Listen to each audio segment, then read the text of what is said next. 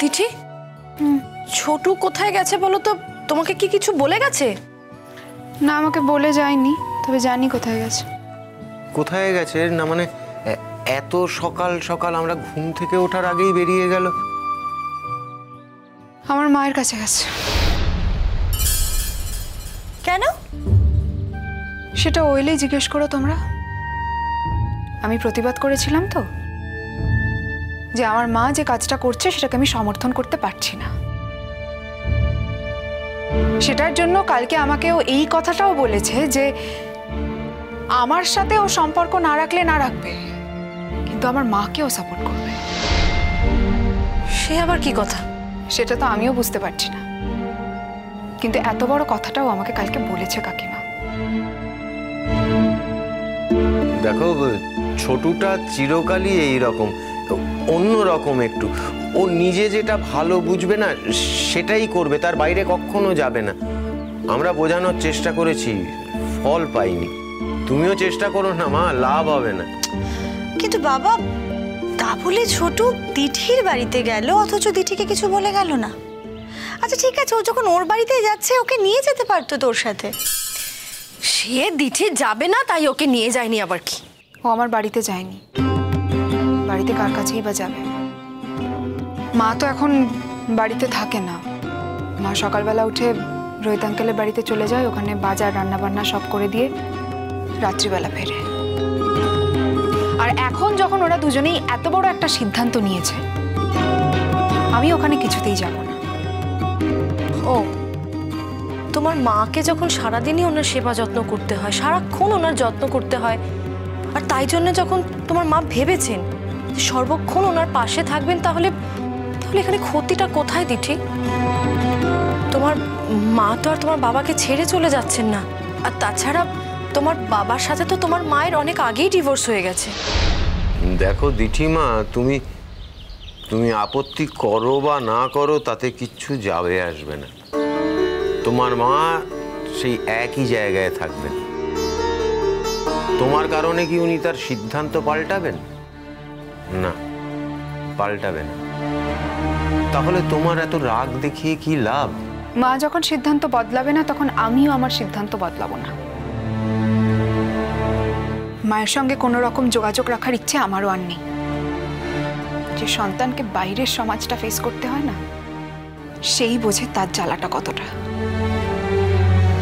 হ্যাঁ, কাকিমা এটা না করলেও পারতেন, কাছে থেকে সেবা যত্ন করতে পারতেন। এখন সেবা যত্ন করতে গেলে যে বিয়ে করতে হবে তার তো কোনো মানে নেই। তুমি এই কথাটা একমাত্র বললে বৌদি, এই বাড়িতে আর কেউ এই কথাটা বলেনি। দিঠিমা দেখো, আমরা খুব সাদামাটা মানুষ, অত শত আমরা বুঝি না। তবে একটা কথা ঠিক, যে যার জীবনের যার সমস্যা সেটা কিন্তু তারই। তার সমস্যা তো আমরা ভোগ করতে পারবো না। তাই বাইরে থেকে দু চারটে কথা বলে আর কি লাভ বলো তো?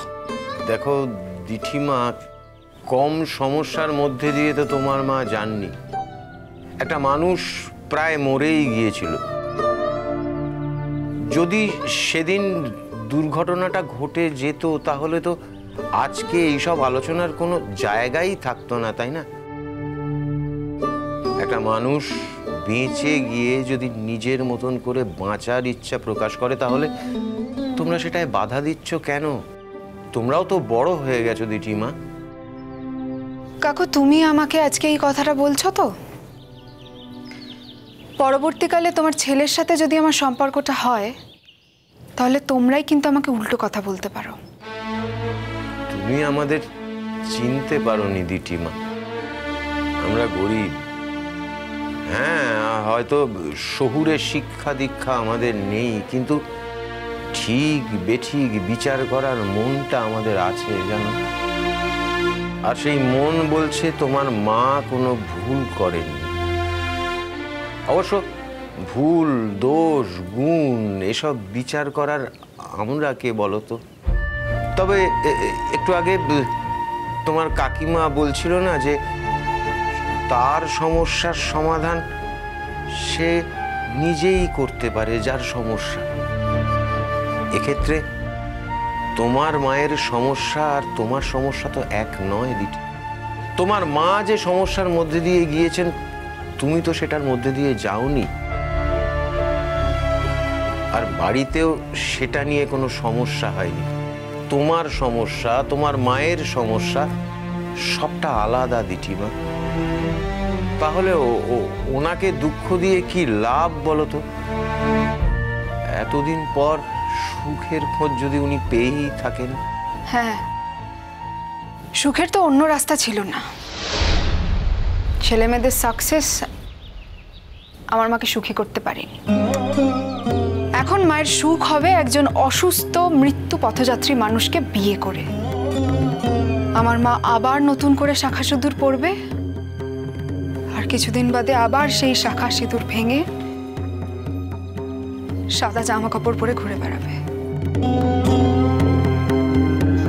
একটা মানুষ জেনে শুনেই আগুনের মধ্যে ঝাঁপাচ্ছে, আর একজন মেয়ে হয়ে আমাকে সেটা দেখতে হচ্ছে। তোমার আপত্তিটা তাহলে কোথায় দিঠিমা? তোমার মা আগুনে ঝাঁপ দিচ্ছেন বলে, নাকি ওই ভদ্রলোক বেশি দিন বাঁচবে না তাই তুমি চাও না যে তোমার মায়ের বিয়েটা হোক? কোথায় আপত্তি তোমার বলো? কাকিমা, কোন মেয়ে চায় বলো তো তার মা আবার একটা বিয়ে করুক? হ্যাঁ, আমি পারিনি এতটা আধুনিক হতে, ঠিক কথাই, কিন্তু কি করা যাবে বলো? আজও যখন আমি আমার মায়ের পাশে কাউকে দাঁড় করাই তখন সেটা আমার পাপাই হয়, একমাত্র আমার পাপা। আমি জানি আমার পাপা আমার মায়ের সাথে অনেক অন্যায় করেছে, আমি মানছি, কিন্তু মায়ের পাশে পাপাকে দেখাটা একটা অভ্যেসের মতো, আর সেই অভ্যেসটা আমি এখনো বদলাতে পারিনি, পারবো না কখনো। মায়ের পাশে তার স্বামী হিসেবে রোহিত আঙ্কেলকে দাঁড় করানোটা আমার পক্ষে সম্ভব নয়, কিছুতেই নয়। হ্যাঁ, এটা হয়তো আমারই সমস্যা, কিন্তু এটাই সত্যি। দেখো মা, তোমাকে একটা কথা বলি, তোমার মত তোমার কাছে থাক, আর ছোটুও ছোটুর মত নিয়ে চলতে থাকুক। তুমি কখনোই তোমার মত দিয়ে ছোটুকে প্রভাবিত করার চেষ্টা করো না। প্রভাবিত করতে কি পারলাম? কালকে তো কোনো কথাই বোঝাতে পারলাম না, আমার কোনো কথা শুনলেও না, চলে গেল স্ট্রেট আমার মায়ের কাছে। এমনকি আমার মায়ের জন্য আমাকে এই কথাটাও বলল যে তোমার মতো একজন স্বার্থপর মেয়ের সাথে আমি থাকবো কিনা সেটা আমাকে ভাবতে হবে। এখন আমি স্বার্থপর হই, আমিই স্বার্থপর। তোমরাই বলো, এই কথাটা কি ওরা আমাকে বলা ঠিক হয়েছে? দিঠি, ছোটু জেলে থাকার সময় তুমি আমাদের জন্য যা করেছো, তাতে আর যাই হোক না কেন আমরা তোমাকে স্বার্থপর বলতে পারবো না। আমি জানি না ছোটু তোমাকে কি ভেবে কি বলতে চেয়েছে, তবে তবে তুমি কোনোভাবেই স্বার্থপর মেয়ে নাও। ছোট এত জড়াতে যাচ্ছে কেন সেটাই তুমি বুঝতে পারছি না। আর এই কারণে যদি ছোট তোমাকে এই কথাটা বলে থাকে যে তোমাকেও ছেড়ে দেবে না, তাহলে কিন্তু অনেক ভুল কাজ করেছে এটা। দেখো বৌমা, ছোটুর ঠিক ভুল এই সবটা নিয়েই তো ছোটুর ঠিককে আমরা যেমন কোনোদিন বেঠিক করতে পারিনি, সেরকম ছোটুর ভুলকে আমরা কোনোদিন ঠিক করতেও পারিনি। আর যখনই আমরা এটাকে ঠিক করতে গেছি, সংশোধন করতে গেছি, তার কখনোই কোনো সুরাহা হয়নি। ছোটু এমনই, ও যেটা বিশ্বাস করে ও সেটাকে আঁকড়ে ধরেই এগোয়।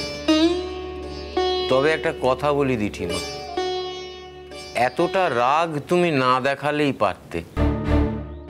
দেখো, তোমার মা ভালো থাকলে তোমারই তো ভালো থাকার কথা দিঠিমা। এই ভালো থাকার পথটাই তো আমি মেনে নিতে পারছি না কাকু। মা তো ভালোই ছিল, মা নিজে এত ভালো কাজকর্ম করছিল, তার হাতে প্রচুর টাকা আসছিল, ঠাম্মি দাদু ভাই সবাই মাকে মাথায় করে রেখেছিল বাড়িতে।